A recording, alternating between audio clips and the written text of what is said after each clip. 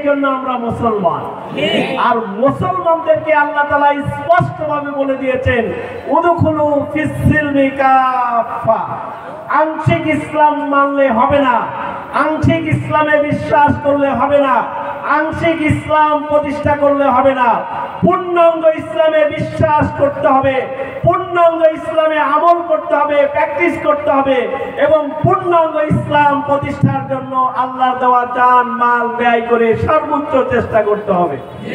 কারণ আল্লাহ তাআলা কোরআনে কারিমে বলেছে, ইন্নী জাইলুন ফিল আরদি খলিফা। আল্লাহর জমিনে আল্লাহর মনোনীত নির্মূল নির্ভেজাল প্রমাণিত সকল আদর্শ ইসলামকে বিজয় করার জন্য আল্লাহ তাআলা আমাদেরকে দায়িত্ব দিয়েছেন। আমরা হলাম আল্লাহ কর্তৃক নিযুক্ত প্রতিনিধি। আমরা যারা আল্লাহর জমিনে আল্লাহর দ্বীনকে বিজয় করতে চাই, আমরা যারা ইসলাম অনুযায়ী সবকিছু পরিচালিত হোক চেষ্টা করি, আমরা হলাম আল্লাহ কর্তৃক নিযুক্ত প্রতিনিধি। কারণ আর অন্য অন্য যে সমস্ত দল আছে, সমস্ত দল তার দলীয় প্রধান কর্তৃক নিযুক্ত প্রতিনিধি, ঠিক না ভাই? আর আমরা যে ইসলামে বিশ্বাস করি, প্রতিষ্ঠা করতে চাই, সেই ইসলাম আমাদের নবী, শ্রেষ্ঠ নবী, শেষ রাসূল হযরত মুহাম্মদ সাল্লাল্লাহু আলাইহি ওয়াসাল্লাম সফলতার সাথে দীর্ঘ 10 বছর মদিনাতে সেটা প্রতিষ্ঠা করে দেখিয়েছেন, ঠিক না ভাই? আজকে আমরা মুসলমানরা ভুলে গিয়েছি যে আমাদের এই ধর্মের যিনি নবী, আমাদের ধর্মের যিনি রাসূল, তিনি তার নেতৃত্বে মদিনায় একাধারে 10 বছর এই ইসলামী রাষ্ট্র প্রতিষ্ঠিত ছিল, ইসলামী অনুযায়ী রাষ্ট্র পরিচালিত হয়েছিল, ঠিক না ভাই? পরবর্তীতে সেই সাহাবায়ে কেরাম হযরত আবু বকর, হযরত ওমর, হযরত উসমান, হযরত আলী রাদিয়াল্লাহু তাআলা আনহুর নেতৃত্বে এই যে খোলাফায়ে রাশিদিন, পরবর্তীতে দীর্ঘ সময় ইসলাম অনুযায়ী রাষ্ট্র চলেছিল। আজকে এত অশান্তি কেন? অশান্তি শান্তি যেখানে আছে, যেই পদ্ধতিতে আছে, যেই নীতিতে আছে, সেই নীতি আমরা ফলো করি না, মেনে চলি না, এই জন্যই তো অশান্তি, ঠিক না ভাই? শান্তির জন্য আমরা অনেক ব্যক্তি দলের কাছে আমরা গিয়েছি, কেউ আমাদেরকে শান্তি দিতে পারেনি। পেরেছে ভাই? শান্তি দিতে পারেনি, আর জীবনেও পারবে না। এরা কখনো শান্তি দিতে পারবে না, কারণ এরা হলো প্রমাণিত ব্যর্থ। আজকে দেখুন, ক্ষমতায় যাওয়ার আগে সবাই ভালো ভালো কথা বলে, দুর্নীতির বিরুদ্ধে জিহাদ ঘোষণা করে, অন্যায় পাপাচারের বিরুদ্ধে জিহাদ ঘোষণা করে, কিন্তু ক্ষমতায় যাওয়ার পরে সকল অন্যায় অপরাধের নেতৃত্ব তারাই দেয়। ক্ষমতায় যাওয়ার পরে দেশ এবং জনগণের অকল্যাণ হয় এমন যত কাজ আছে, সমস্ত কাজ ক্ষমতাসীন দলের নেতৃত্বেই পরিচালিত হয়। প্রিয় ভাইরা আমার, এই বিষয়টা বুঝতে হবে।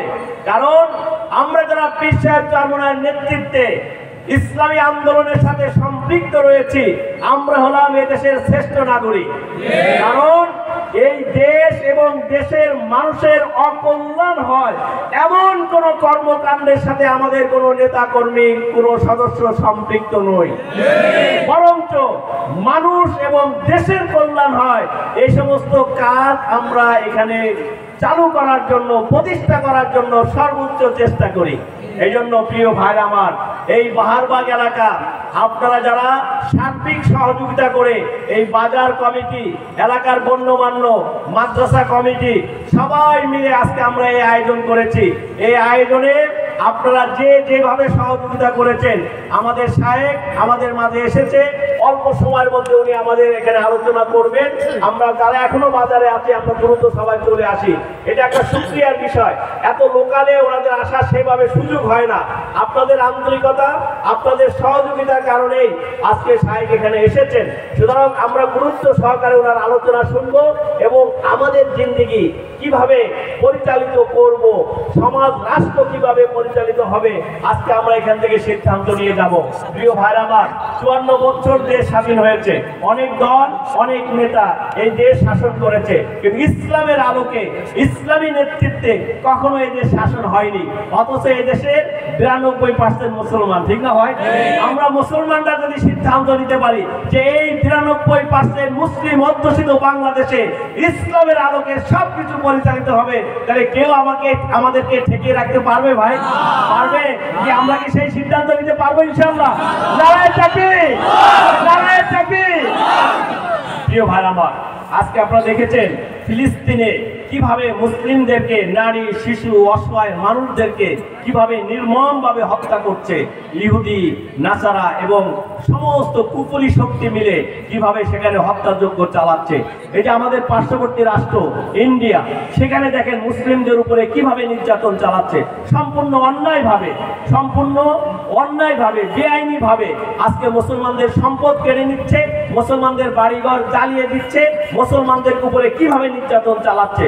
আমরা মুসলমানরা যদি ঐক্যবদ্ধ না হই, তাহলে এই জালেমদের এই জুলুম থেকে আমাদের ভাইকে আমরা রক্ষা করতে পারবো না, ঠিক না ভাই?